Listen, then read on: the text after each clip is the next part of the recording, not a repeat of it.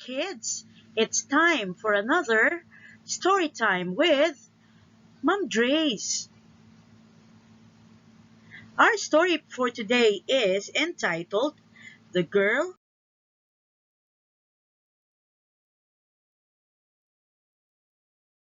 Who Always Looked at People's Shoes.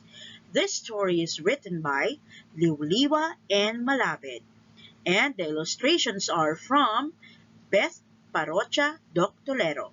Let's start our story.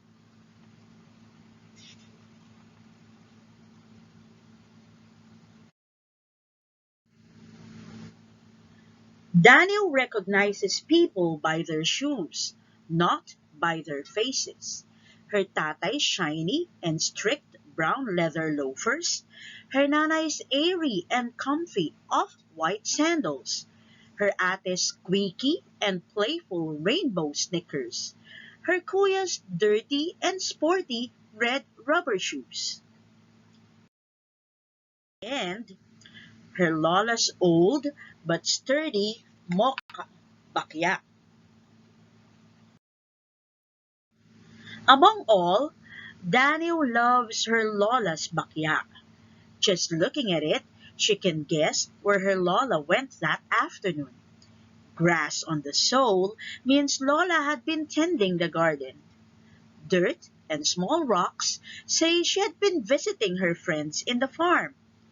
Sand means she had been walking at the beach, picking up shells that magically turn into turtles and pigs.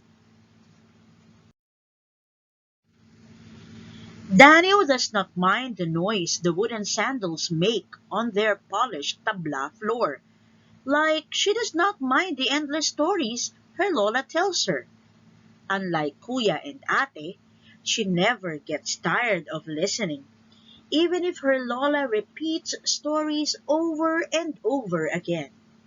Besides, the stories are never told the same way. The first time Lola told her about Danding Duwende, the playful Nuno who fools around with colors. He changes and switches the hues of all the things we see. The sky is olive green and the trees are electrical blue. Daniel would close her eyes while listening and imagine the world in a confusion of colors. Just the other day, Daniel's Lola retold Danding Duwende's antics, but this time he blows dust in our eyes, making us rub them out. The moment we open our eyes, we can only see in shades of red or even tangerine. Daniel cannot wait for the next version.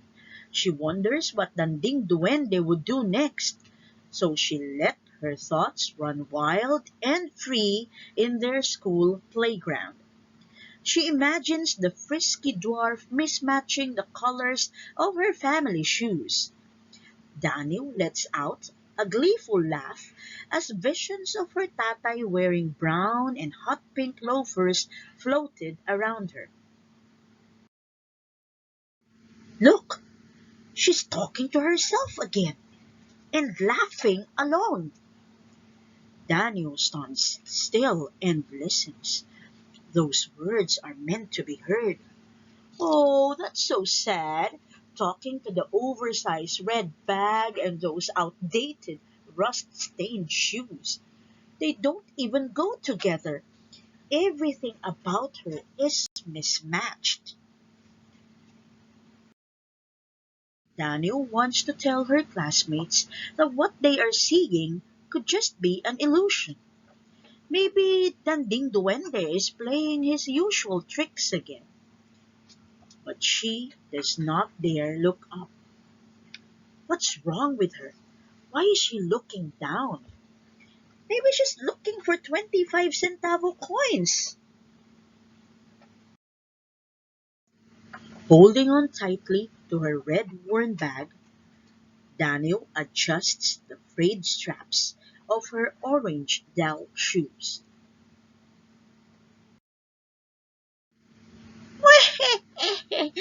The loud lavender clogs laughed. Snicker, snicker! The glittering pink high-cut shoes giggled. Snort, giggle, snort! The funky yellow slip-ons sneered.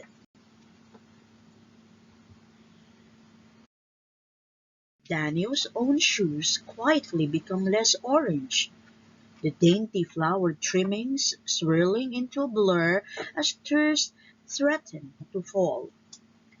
But she held the tears there, and the lavender clogs, pink high-cut shoes, and yellow slip-ons faded away like ghosts melting into a foggy backdrop.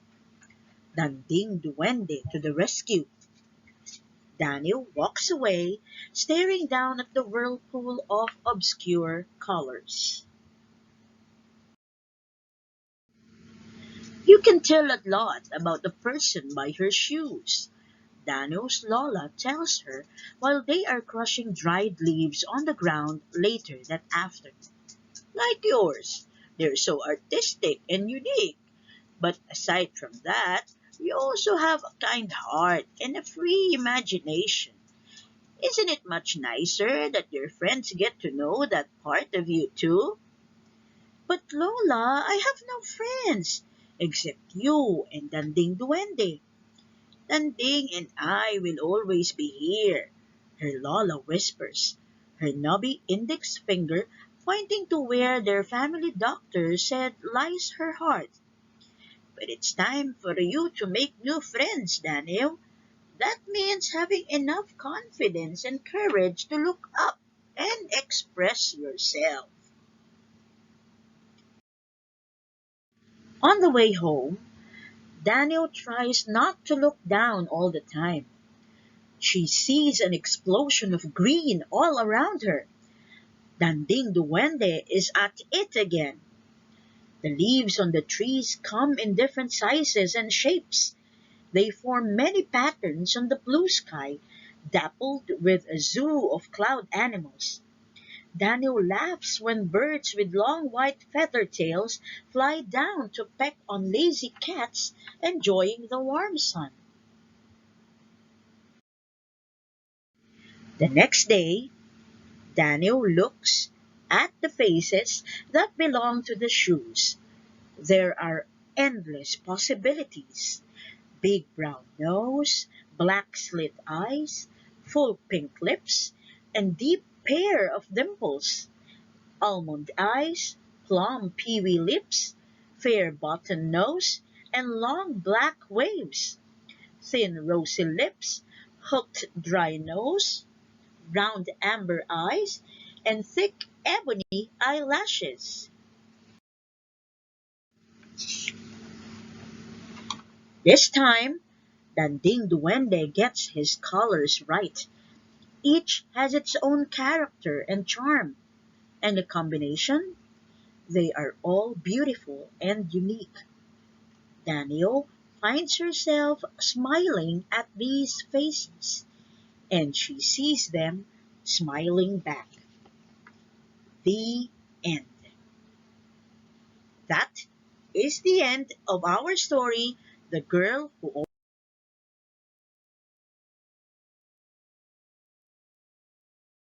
Always Looked at People's Shoes. So then, do not be afraid of people. Look at them in the eyes, smile, and always stay positive. Bye!